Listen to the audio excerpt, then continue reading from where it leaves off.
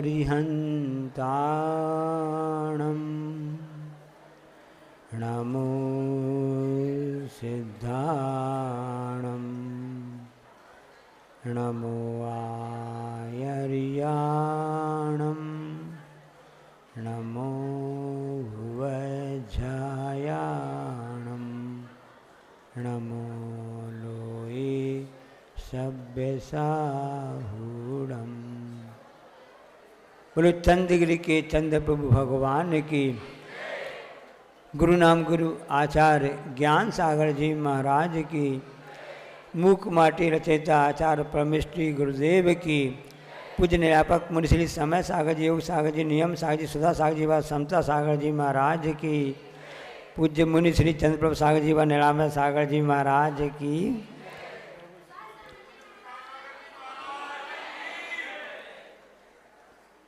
परम पूज्य आचार्य महाराज जी ने एक दोहा शतक में अच्छी पंक्तियां लिखी हैं, जो कि इस पंडाल में, इस चातुर्मास वर्षा योग डोंगरगढ़ 2023 के पंडाल में भी यहाँ लिखी हुई दिख भी रही हैं। फूल फलों से ज्यों लदे घनी छाव के वृक्ष, फूल फलों से ज्यों लदे घनी छाव के वृक्ष, शरणागत को शरण दे श्रवणों के अध्यक्ष।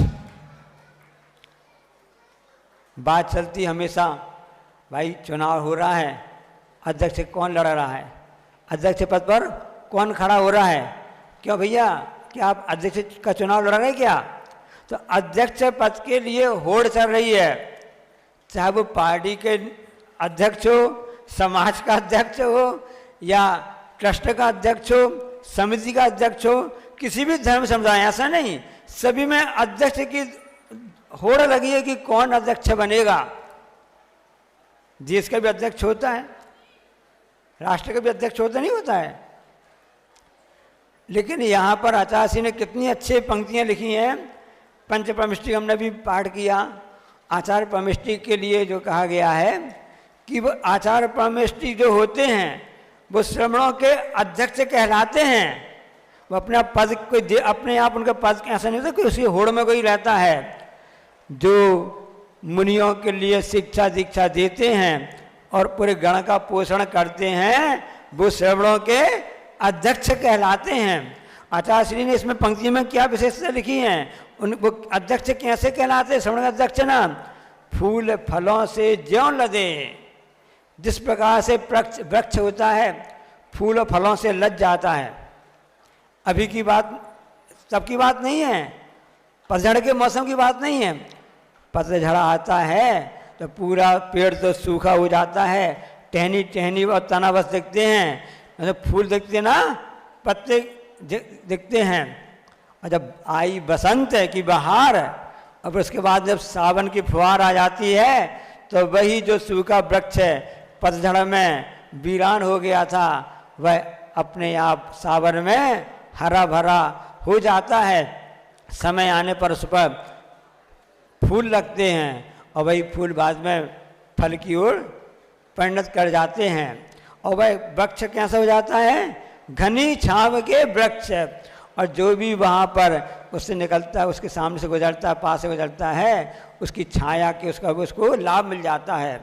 उसी प्रकार से जो आचार्य परमेष्टि होते हैं, उनकी शरण में जो भी आता है वह अपने आप में शीतलता को प्राप्त कर जाता है और ऐसे फल को प्राप्त कर जाता है जो इसके लिए मोक्ष फल को देने की रास्ता बताने वाला हो जाता है। और उसके लिए ऐसी छांव मिल जाती है, ऐसे फल मिल जाते हैं कि उसका मोक्ष मार्ग और प्रशस्त आगे बढ़ता जाता है। शरणागत को शरण दे श्रवणों के अध्यक्ष।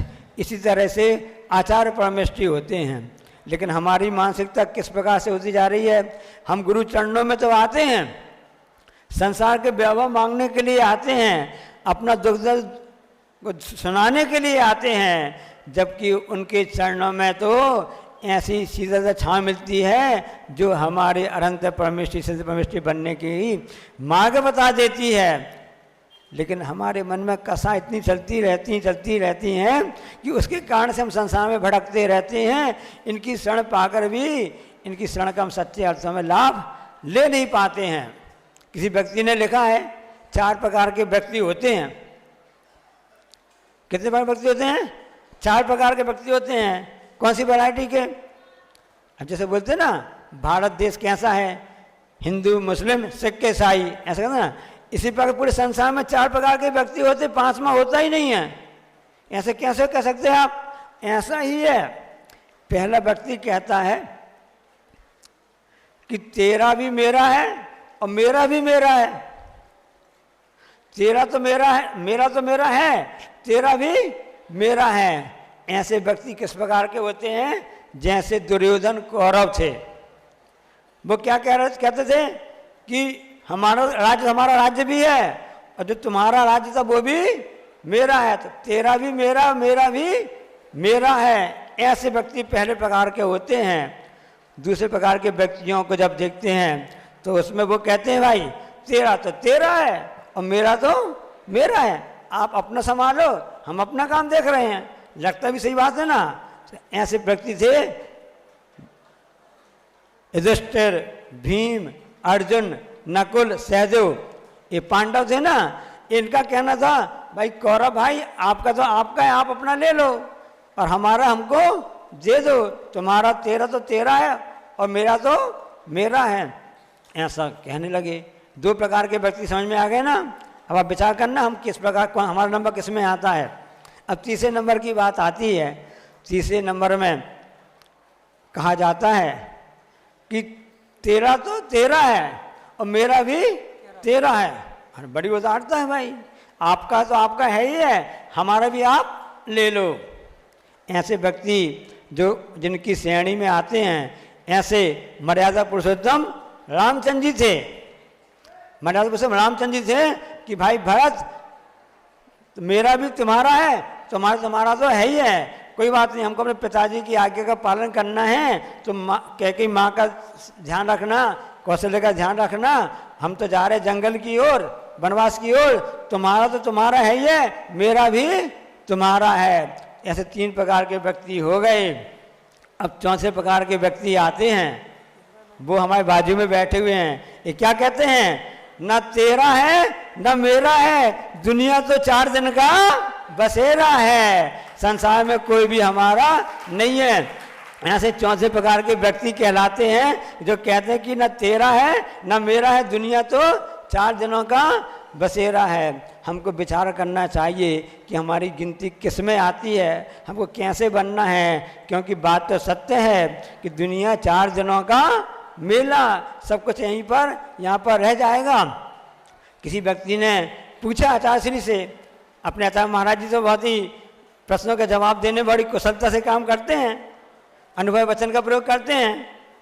देखो ना हाँ है ना है, ना भी नहीं है, हाँ भी नहीं है।